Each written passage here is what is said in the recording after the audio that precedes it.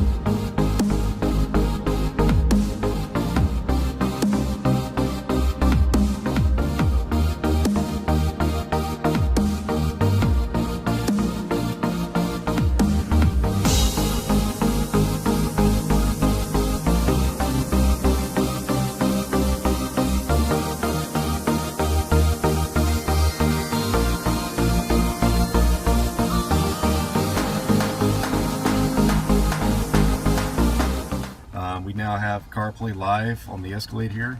The phone is plugged in. I'm just going to plug this up and show it to you. As you can see, we have our phone, music, maps, messaging, just the basic CarPlay icons. Once again, CarPlay is not going to mirror your phone. It's only going to give you a handful of icons, but they do work very well, the ones that it does give you with the mapping and music and whatnot. So we can get back out of it and go back to our queue system here.